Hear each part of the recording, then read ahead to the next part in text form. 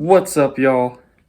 It's Weston, and today I'm going to be showing you guys my top 5 favorite exercises for learning the handstand hold. So, since the handstand is really a beginner's movement, you don't need much of a baseline before you can start training for it. I'd recommend anyone start training for the handstand, especially if you want to get into calisthenics. It's one of those beginner moves. You need to learn it pretty much before you learn anything else. The only thing I would say is maybe try to have enough balance to hold a headstand, and you can learn that in like a day. All right, y'all, for the first exercise, I'm going to be in this little corner here. This is, in my opinion, the most important exercise, and that is the back to wall handstand. Basically, all you'll do is you'll put your hands on the ground and you'll kick up, let your body hit the wall into a handstand. And then you'll just hold that for maybe like 30 seconds or so. There's a few key things you want to focus on while you're doing this. One is to push on your fingertips to let your body kind of float off of the wall. Make sure you look at the ground. That's the second thing, so that you're not looking that way. You're looking at a spot on the ground and focus on that spot. And the third thing would be keeping good form, specifically good form with your hips and lower back.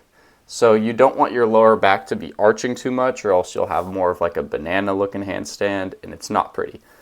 Keep your toes pointed, your abs contracted, and your glutes contracted, so that way you're kind of squeezing your stomach a little bit, so that way your back isn't overly rounded, and then you're squeezing your glutes, so that way your legs are extended straight up. So here's what it looks like. So again, just place your hands maybe a couple inches from the wall and then kick up. You'll hit the wall like that, and then what you want to do is push on your fingertips till you slowly float off of it.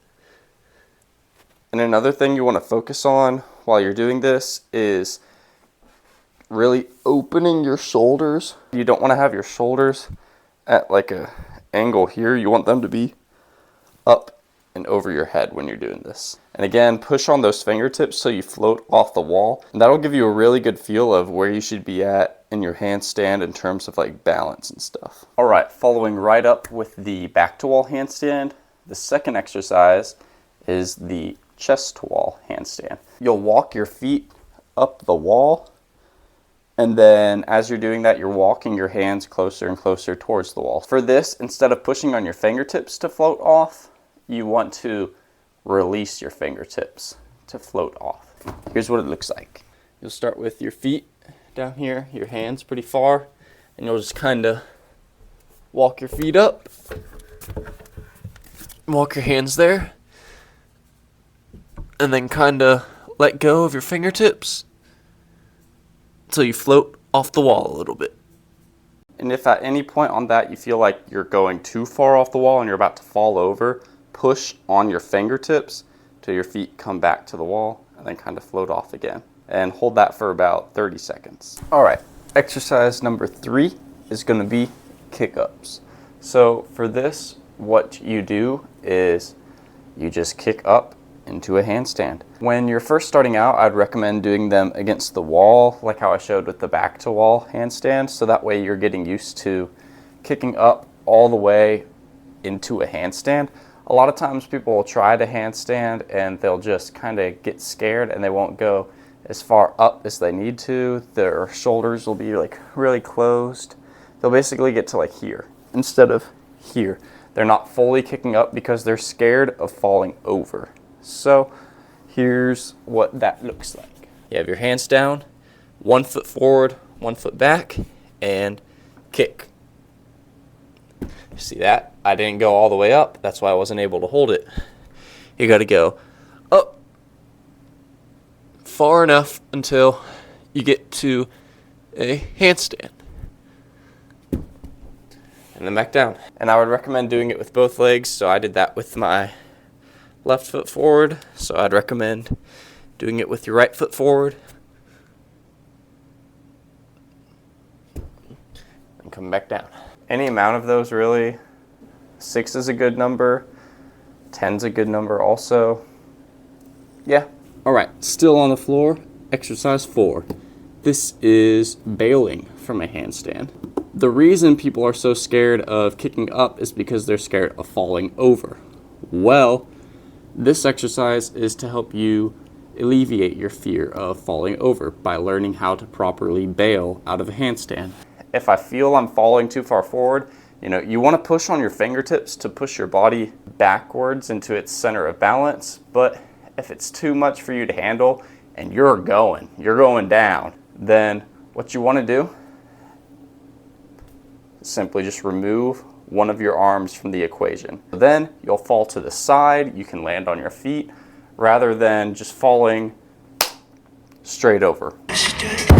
Basically, what you do is get up into a handstand and purposefully go forward until you feel like you're about to fall. Take out one of your hands. So it'll look kind of like this.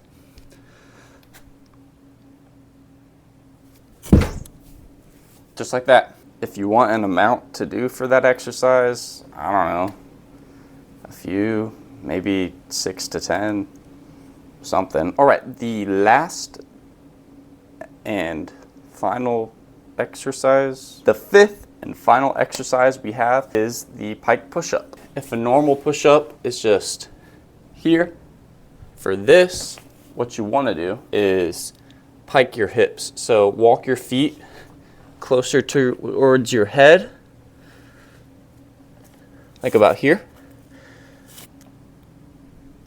Pushing that way. Don't flare your elbows outwards like this. That's a huge mistake people make when trying to learn handstand push-ups. Because normal push-ups, yeah, you typically do them like that. For handstand push-ups and pike push-ups, you want to keep your elbows in and you're more leaning your torso forwards rather than like this. Go forward.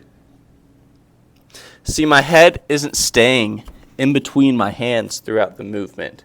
My head is going forward and back.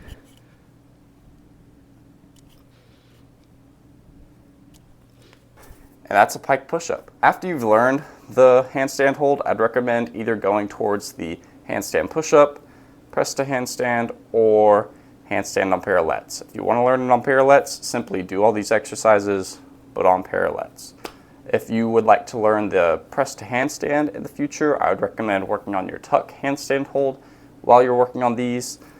And if you're wanting to learn the handstand push-up in the future, I would recommend working on your bent arm handstand hold while you're working on these. It's not required, but that would definitely make those two progressions easier. So yeah, those are my top 5 favorite exercises for learning the handstand. If you do all of these at least 4 times a week, I bet you could learn the handstand within a month. If you want to see more calisthenics stuff, check out my playlist on all my summer calisthenics progress. If you guys want to see more videos like this for other exercises, just let me know in the comments. Bye!